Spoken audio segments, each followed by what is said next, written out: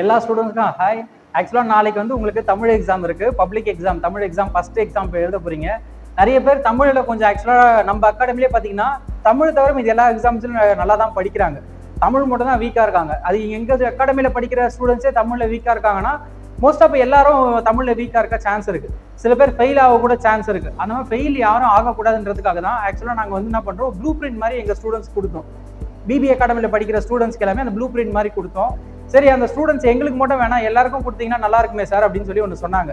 சரி, அதனால தான் நாங்கள் என்னென்னலாம் அவங்களுக்கு படிக்க வச்சிருக்கோன்றத ஒரு ப்ளூ பிரிண்ட் மாதிரி உங்களுக்கும் கொடுத்தா ஈஸியாக இருக்க சான்ஸ் இருக்கு.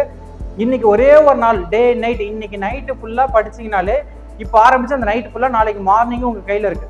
இது அழகாக தெளிவாக படிச்சிங்கன்னா பாஸ் மார்க் என்ன 50 மார்க்ஸ்க்கு மேலே ஈஸியாக உங்களால் ஸ்கோர் பண்ண முடியும். அது எப்படின்னு இந்த வீடியோவில் நான் கிளியராக சொல்கிறேன். அப்படியே பொறுமையாக அந்த வீடியோ ஃபுல்லாக பாருங்கள். வெறும் இதை மட்டும் ஸ்கிரீன்ஷாட் எடுத்துட்டு போயிட்டீங்கன்னா ஒரு யூஸும் இல்லை. நிறைய விஷயம் சொல்ல போறேன், அதனால இந்த வீடியோ ஃபுல்லா பாருங்க. ஆக்சுவலா தமிழ் எக்ஸாம் பாஸ் மார்க்கோட ப்ளூ பிரிண்ட் என்னன்னு சொல்ல போறேன். பாஸ் பண்ணுறதுக்கான ப்ளூ பிரிண்ட் என்ன அப்படின்னு சொல்லிட்டு ஈஸியா 35 மார்க்ஸ் வாங்கலாம். யாரா இருந்தாலும் 35 மார்க் கன்ஃபார்மா வாங்கிடலாம். யாருன்னா ஃபெயில் ஆவாங்கன்னு உங்க ஃப்ரெண்ட்ஸ் எதனா தோணுச்சு, இல்லை நீங்களே ஃபெயில் ஆயிடுவீங்கன்னு பயமா இருந்துச்சுன்னா இந்த வீடியோ ஃபுல்லா பாருங்க. ஒரு 10 நிமிஷம் பார்த்தீங்கன்னா போதும், தமிழ் எக்ஸாம்ல ஈஸியா பாஸ் பண்ணிட்டு போயிடலாம்.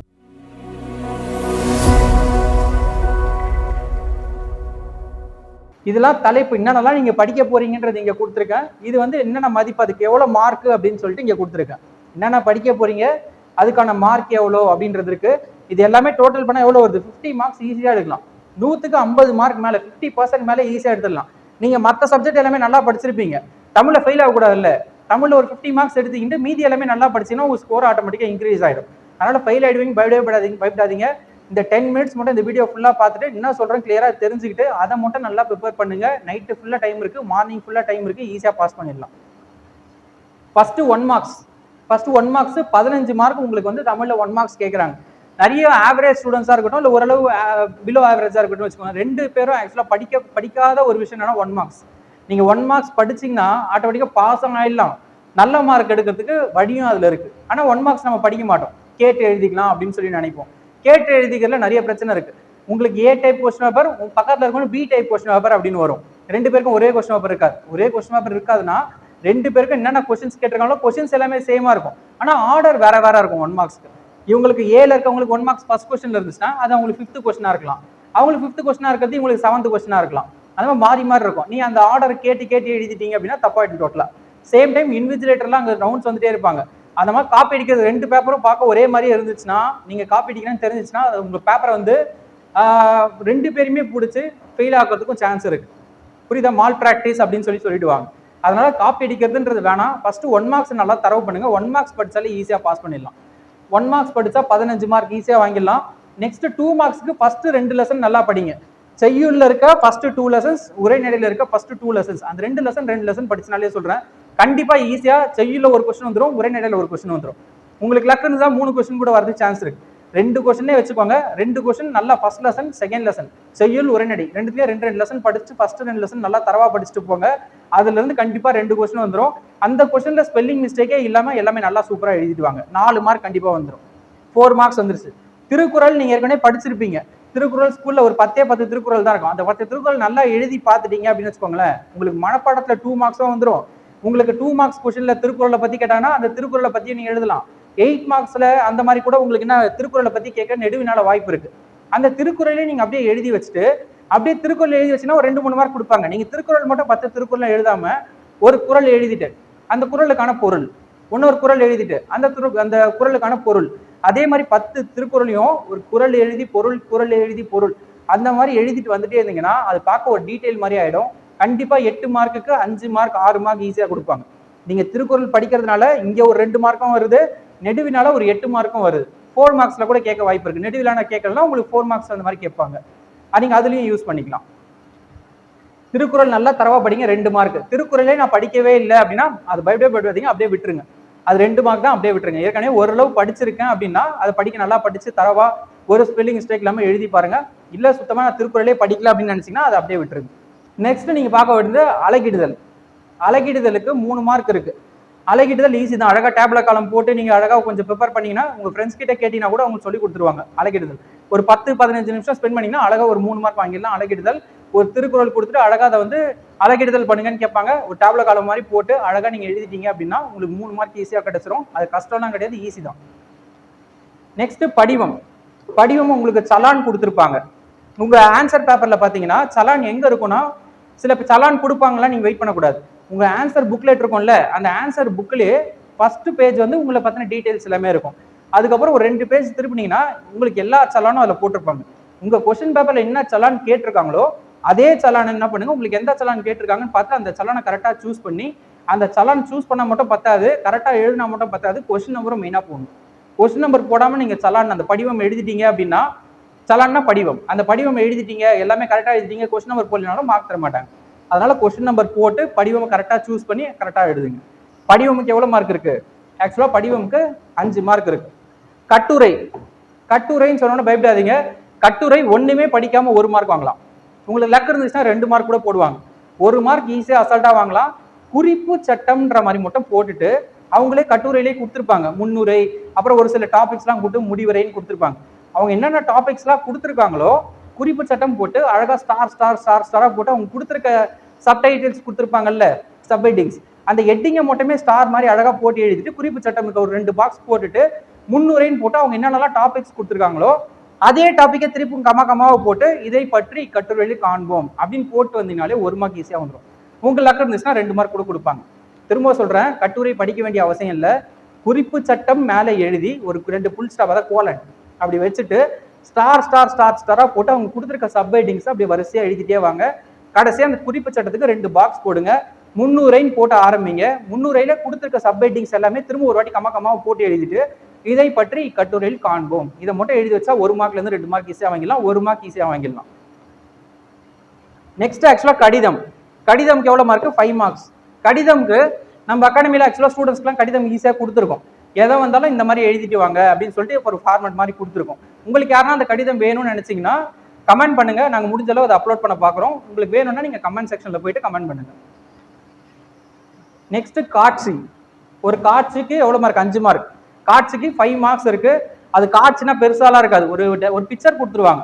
இங்கிலீஷ்ல பிக்சர் காம்ப்ரிஹென்ஷன் சொல்லுவாங்கல்ல, அதுதான் இங்க காட்சின்னு சொல்லியிருக்கும். அந்த பிக்சர் கொடுத்துருவாங்க, அந்த பிக்சரை பத்தி நீங்க எக்ஸ்பிளைன் பண்ணணும். இதுவும் எனக்கு ஒண்ணுமே தெரியாது அப்படின்னா இதை கூட நீங்க கமெண்ட் பண்ணுங்க, காட்சி எங்களுக்கு வேணும் அப்படின்னு சொல்லி காட்சி பத்தின ஒரு பேராகிராஃப் வேணும் அப்படின்னு கேட்டீங்கன்னா நான் உங்களுக்கு ஒரு வீடியோவே அதை போடுறேன். அது ஈஸியா இருக்கும், அழகா ஒரு 10 லைன் இருக்கும். எந்த காட்சியை பத்தி கேட்டாலும் இதை அப்படியே எழுதி வச்சுட்டு வந்தீங்கன்னா உங்களுக்கு ஃபுல் மார்க்ஸ் கொடுத்துருவாங்க.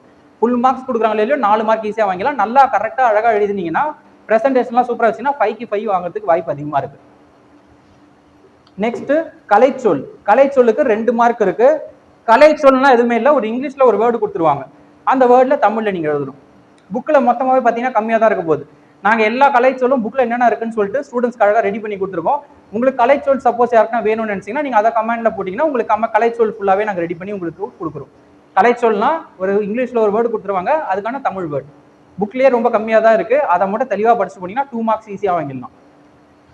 நெக்ஸ்ட் அடுத்தது உரை பத்தி வினா. அப்படின்னா என்னன்னா ஆக்சுவலா வந்து அதுக்கு எவ்வளவு மார்க்னு பாருங்களேன், 3 மார்க் இருக்கு அதுக்கு. இது நீங்க அவ்வளவா படிக்க வேண்டிய அவசியமே இல்லை. ஒரு பேராகிராஃப், ஒரு பேசேஜ் கொடுத்துருவாங்க, ஒரு பேராகிராஃப் கொடுத்துருவாங்க, கீழே அதுக்கு பார்த்தீங்கன்னா 3 கொஸ்டின்ஸ் கேட்பாங்க. அந்த 3 கொஸ்டினுக்கும் நீங்க ஆன்சர் பண்ணணும். அதுக்கான ஆன்சர் எல்லாமே எங்க இருக்குன்னு பாத்தீங்கன்னா அந்த கொஸ்டின்லயே இருக்கும். அந்த பேராகிராஃப் கொடுத்துருக்காங்கல்ல, அந்த பேராகிராஃப்லயே அதுக்கான ஆன்சர்ஸும் இருக்கும். சப்போஸ் இது எப்படி எழுதணும்னு உங்களுக்கு தெரியலன்னா அந்த 3 கொஸ்டின் கேட்டிருக்காங்களா, அந்த கொஸ்டின்ல கேட்டிருக்க லைனை ஒரு வாட்டி பாருங்க, அதே வேர்டு அதே மாதிரி சென்டென்ஸ் மேல இருக்க பேராகிராஃப்ல எங்க இருக்குன்னு தேடுங்க. அதே மாதிரியா வந்துச்சுன்னா அந்த லைனை தூக்கி அப்படியே எழுதலாம். சப்போஸ் அந்த லைன் 2 வாட்டி வருதுன்னு வச்சுக்கோங்க, 2 லைனையும் தூக்கி எழுதுங்க. எதனா ஒண்ணு கரெக்டா எழுது, உங்களுக்கு கரெக்டா ஆயிடும், கண்டிப்பா மார்க் கொடுத்துருவாங்க.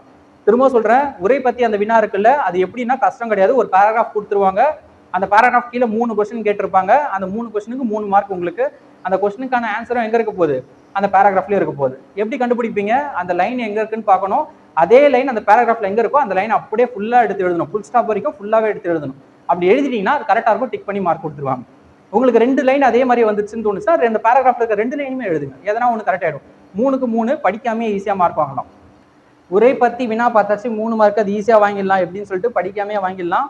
நெக்ஸ்ட் மொழிபெயர்ப்பு. மொழிபெயர்ப்பு அப்படின்னா ஒரு பேராகிராஃப் கொடுத்துருவாங்க இங்கிலீஷ்ல, டிரான்ஸ்லேஷன் தான் அப்படி சொல்றாங்க. டிரான்ஸ்லேஷனை ஒரு பேராகிராஃப் கொடுத்துருப்பாங்க இங்கிலீஷ்ல, அதை அப்படியே தமிழ்ல மாத்தணும்.